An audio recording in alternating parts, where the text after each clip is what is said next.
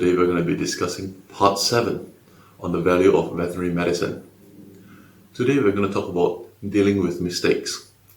This part discusses what happens when things go wrong. In veterinary medicine, things can go wrong. It could be due to human error, ignorance, lack of skills, and other reasons.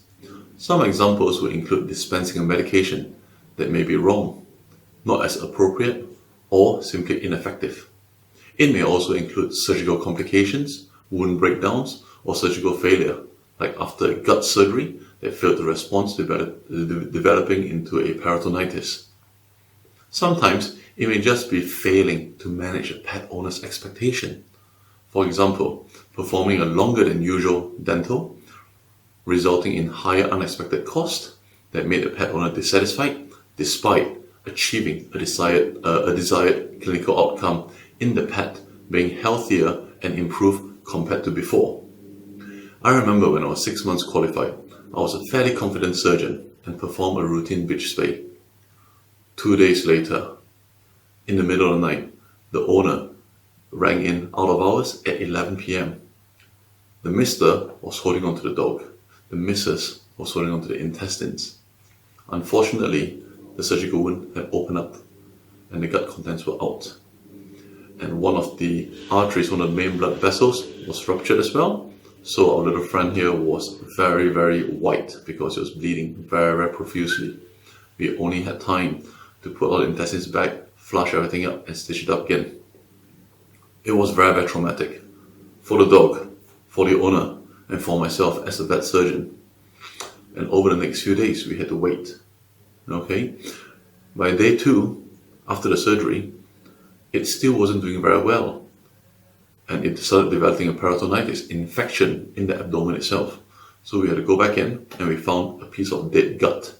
We had to remove the dead gut and did end-to-end connection of the 2 intestines to make it viable again. And after that surgery, it still wasn't doing well. So 2 days later, after investigations, we decided to go into the abdomen again. And we found that the intestines were actually all okay. So there was nothing that needed to be done. We flushed everything out again. The peritonitis was pretty much controlled, so there wasn't much infection anymore. And we just closed out the wound again, and we waited.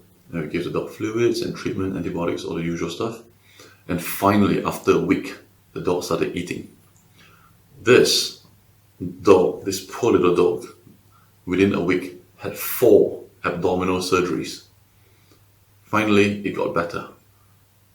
And it was very, very stressful. My confidence was crushed. I was thinking about the surgery and the dog constantly for 2 weeks. I couldn't operate anymore because I just thought, I don't want that to happen again. What sort of vet am I? Am I a good vet to start off with? Am I even allowed near animals? The owner was perfectly happy. She was very, very understanding, and she understood that things happen and we got it right again. And obviously at no extra charge to the owner, but it's a totally separate issue.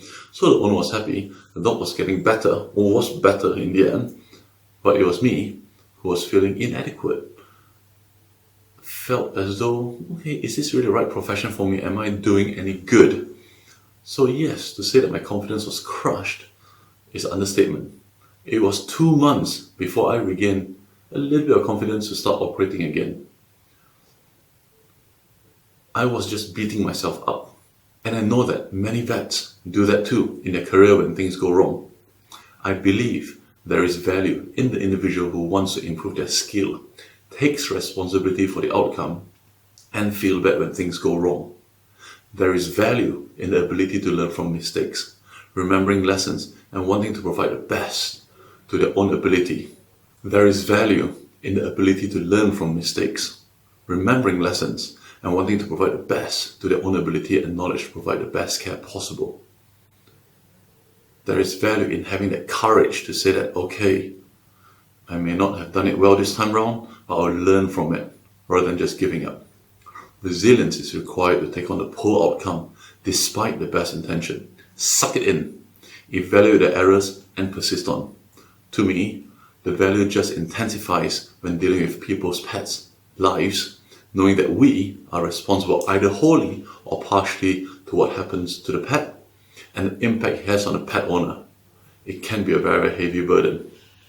Comment below on how you feel a value like this should be rated for your vets, and what has your vets done in the past that may not be exactly right and how they've rectified it below there. I would love to hear that.